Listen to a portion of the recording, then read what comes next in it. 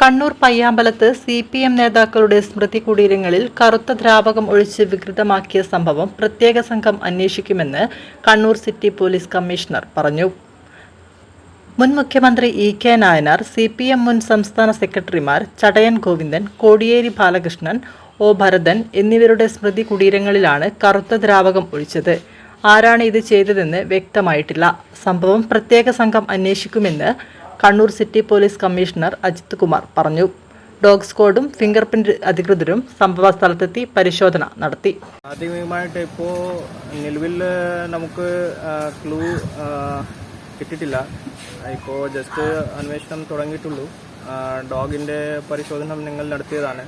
ഇപ്പോൾ വൈകിട്ട് വീണ്ടും ട്രേസിങ് ഞങ്ങൾ നടക്കാൻ പോകും. ഇപ്പോൾ ചൂടായതുകൊണ്ട് ഡോഗ് കുറച്ച് പ്രായോഗികമായിട്ട് ബുദ്ധിമുട്ടില്ല.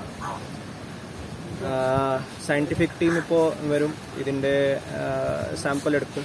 അത് നോക്കിയിട്ട് നമുക്ക് മനസ്സിലാവും എന്താ സാധനമാണ് ഉപയോഗിച്ചത്. സോ അതും പിടിച്ചിട്ട് നമുക്ക് ട്രേസിങ് നടക്കാം. പിന്നെ ബാക്കി സയൻറ്റിഫിക് മെത്തേഡ് നമുക്ക് ഉപയോഗിച്ചിട്ട് ബാക്കി ട്രേസിങ് നടക്കാം. നമ്മുടെ എഫേർട്ടാണ് ഇതിൽ 100% ഞങ്ങൾ ഡിറ്റക്ഷൻ ചെയ്യാൻ പോകുന്നുണ്ട്. വളരെ ഗൗരവമായിട്ട് ഇത് കാര്യം എടുക്കുന്നുണ്ട്. എല്ലാവിധ ഞങ്ങൾ പരമാവധി അന്വേഷണം എൻ്റെ എഫേർട്ട് കൊടുത്തിട്ട് 100% ഇതിനെ ഡിറ്റക്ഷൻ ചെയ്യാൻ പോകും. CCTV ഒക്കെ പരിശോധിച്ചിട്ടുണ്ടല്ലേ? CCTV ഇപ്പോൾ കുറച്ച് സമയമായിട്ടുള്ളൂ. കാരണം ഇത് സമയം നമുക്ക് എക്സാക്ട് എപ്പോഴാണ് ഉണ്ടായത് അത് പിടിക്കാൻ പറ്റില്ല. അതുകൊണ്ടാണ് നമുക്ക് എല്ലാം CCTV ഒരു 2-3 മണിക്കൂറുള്ള വീഡിയോ പരിശോധിക്കേണ്ടി വരും. അത് കുറച്ച് സമയമെടുക്കും. അതുപോലെ തന്നെ ഒരു CCTV മാത്രമല്ല, ചിലപ്പോൾ 10-20 CCTV പരിശോധിച്ചിട്ട് മാത്രമേ നമുക്ക് പ്രതിയിലേക്ക് എത്താൻ പറ്റൂ. സോ അത് നിങ്ങൾ ചെയ്യാം. ഇപ്പോൾ ഓൾറെഡി ടീം ഫോം ചെയ്തതാണ്. ACP Kannur, IPSHO Kannur town police station ഇതിൻ്റെ നേതൃത്വത്തിൽ ഓൾറെഡി ഇതിലെ ടീം ഒരു ഫോം ചെയ്തിട്ട് ഞങ്ങൾ അന്വേഷണം തുടങ്ങിയതാണ്.